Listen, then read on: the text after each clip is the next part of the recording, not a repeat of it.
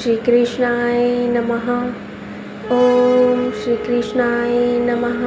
देवशयनी एकादशी कथा कब है? तो आइए अब हम जानते हैं देवशयनी एकादशी के बारे में। दिनांक 6 जुलाई 2025 रविवार के दिन देवशयनी एकादशी है। ये व्रत महा आषाढ़ पक्ष के शुक्ल पक्ष में आता है और इसका प्रारंभ 5 जुलाई शाम 6:58 से शुरू है और इसके समापन 6 जुलाई रात 9:14 है। तो चलिए अब हम इसकी कथा आरंभ करते हैं। ओम श्री कृष्णाय नमः। भक्तजनों, अगर वीडियो पसंद आए तो सब्सक्राइब करिएगा और लाइक और कमेंट भी करिएगा और पूरी वीडियो देखिएगा और पूरी कथा सुनिएगा। ओम श्री कृष्णाय नमः। अर्जुन ने कहा, हे श्री कृष्ण, आषाढ़ मास के शुक्ल पक्ष की एकादशी का क्या व्रत है? उस दिन किस देवता का पूजन होता है? उसका क्या विधान है? कृपा कर यह सब विस्तार पूर्वक बताइए। भगवान श्री कृष्ण ने कहा, हे धनुर्धर, एक बार नारद जी ने ब्रह्मा जी से यही प्रश्न पूछा था। तब ब्रह्मा जी ने कहा कि नारद, तुमने कलयुग में प्राणी मात्र के उद्धार के लिए सबसे श्रेष्ठ प्रश्न पूछा है, क्योंकि एकादशी का व्रत सब व्रतों में उत्तम होता है।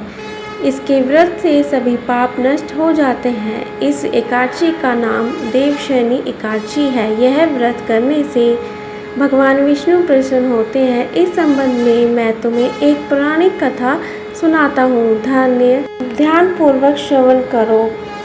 मानधाता नाम का एक सूर्यवंशी राजा था। वह सत्यवादी, महान तपस्वी और चक्रवर्ती था।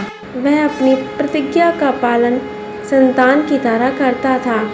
उसकी सारी प्रजा धन धान्य से परिपूर्ण थी और सुखपूर्वक जीवन यापन कर रही थी।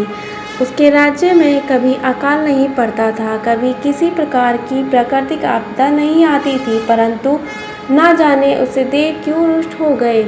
ना मालूम राजा से क्या भूल हो गई कि एक बार उसके राज्य में जबरदस्त अकाल पड़ गया और प्रजा अन्न की कमी के कारण अत्यंत दुखी रहने लगी। राजा ने यज्ञ होने बंद हो गए।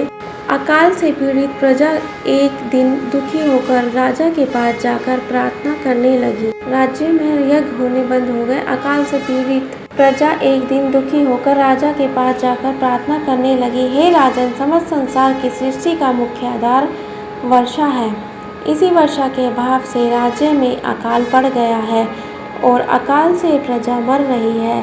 हे भूपति, आप कोई ऐसा जतन कीजिए जिससे हम लोगों का कष्ट दूर हो सके। यदि जल्द ही अकाल से मुक्ति न मिली तो विवश होकर प्रजा को किसी दूसरे राज्य में शरण लेनी पड़ेगी। प्रजाजनों की बात सुनकर राजा ने कहा, आप लोग सत्य कह रहे हैं। वर्षा न होने से आप लोग बहुत ही दुखी हैं। राजा के पापों के कारण ही प्रजा को कष्ट भोगना पड़ता है। मैं बहुत सोच विचार कर रहा हूँ, फिर भी मुझे अपना कोई दोष दिखाई नहीं देता।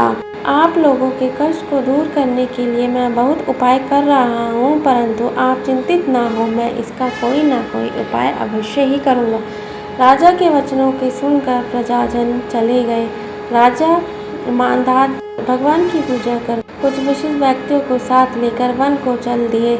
वहाँ वह ऋषि मुनियों को आश्रमों में घूमते घूमते अंत में ब्रह्मा जी के मानस पुत्र अंगिरा ऋषि के आश्रम पर पहुंच गया। रथ से उतरकर राजा आश्रम में चला गया। वहां ऋषि अभी नित्य कर्म से निवृत्त ही हुए थे कि राजा ने उनके सम्मुख पहुंचकर उन्हें प्रणाम किया। ऋषि ने राजा को आशीर्वाद दिया, फिर पूछा, हे राजन, आप इस स्थान पर किस प्रयोजन से पधारे हैं? सो कहिए। राजा ने कहा, महर्षि, मेरे राज्य में 3 वर्ष से वर्षा नहीं हो रही, इससे अकाल पड़ गया है और प्रजा कष्ट भोग रही है। राजा के पापों के प्रभाव से ही प्रजा को कष्ट मिलता है, ऐसा शास्त्रों में लिखा है। मैं धर्मानुसार राज्य करता हूँ, फिर यह अकाल कैसे पड़ गया, इसका मुझे अभी तक पता नहीं लग सका। अब मैं आपके पास ही संदेह की निवृत्ति के लिए आया हूँ। आप कृपा कर मेरी समस्या का निवारण कर मेरी प्रजा के कष्ट को दूर करने के लिए कोई उपाय बताइए। सब वृत्तांत सुनने के बाद ऋषि ने कहा, हे नृपति, इस सतयुग में धर्म के चारों चरण सम्मिलित है। यह युग सभी युगों में उत्तम है। इस युग में केवल ब्राह्मणों को ही तप करने तथा वेद पढ़ने का अधिकार है, किंतु आपके राज्य में एक शूद्र तप कर रहा है। इसी दोष के कारण आपके राज्य में वर्षा नहीं हो रही है।